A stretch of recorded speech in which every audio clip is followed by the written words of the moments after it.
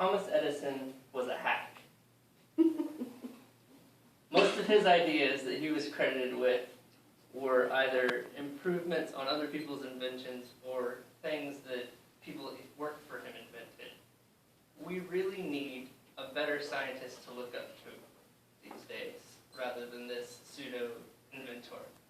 So tonight, I'm going to tell you about the real father of electricity, Nikola Tesla. So you're probably asking yourself, who the heck is Nikola Tesla? Everyone else is talking about their parents. Why are you talking about this guy? Nikola Tesla is a Serbian-American inventor, visionary, and scientist.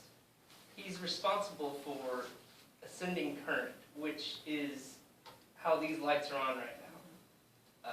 And he invented this in 1886. And we still use the same system today. It hasn't changed, but for a few things, like systems of transistors. But it's the same system we use today. When he invented things, he even demonstrated the ability to transfer power without wires. So normally you have a switch that has two wires in between it. He figured out a way that could be done wirelessly in the 1890s. Just now we're using microwaves and lasers to do these things. Tesla is also responsible for building the first hydroelectric dam.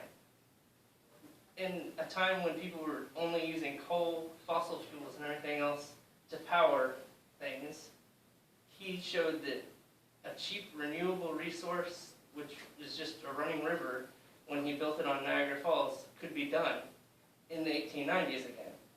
Now you're probably asking, well, Edison, he invented the light bulb, didn't he? Why don't you like him? Well, as I said, he kind of just stole people's ideas, or used people's ideas. His invention, the light bulb, was actually based on 22 other people's inventions called light bulbs, where he just sort of combined everything, and that was his light bulb.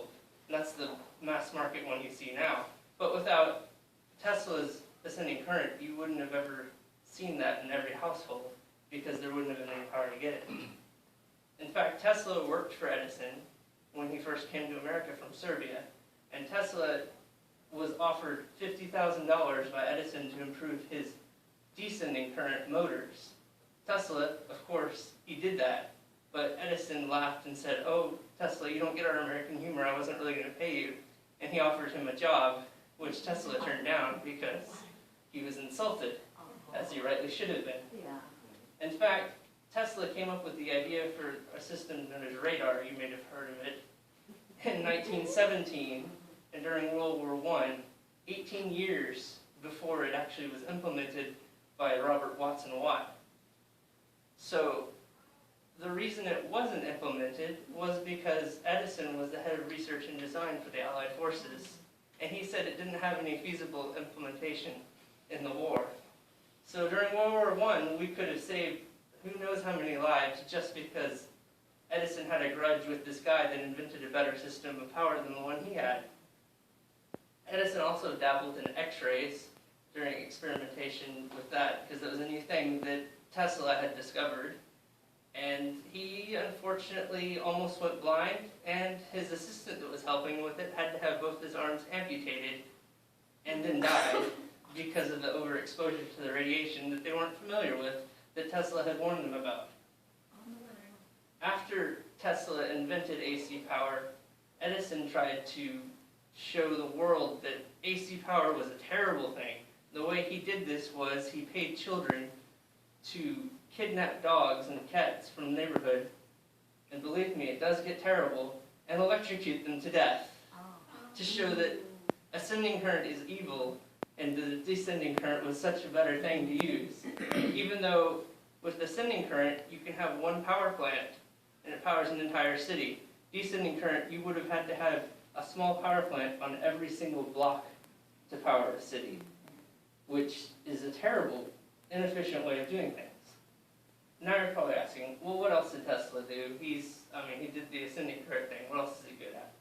Well, one of the things he did was he had 17 patents that were used when Marconi invented the radio.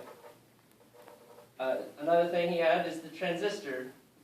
100 of the patents that he holds were used in the invention of the transistor. Transistors used in pretty much every electrical device, from that phone right there to the computers to laptops. Everything has transistors in it nowadays. And he invented that in the 1890s. So why do we need to know about this guy? What's important about him?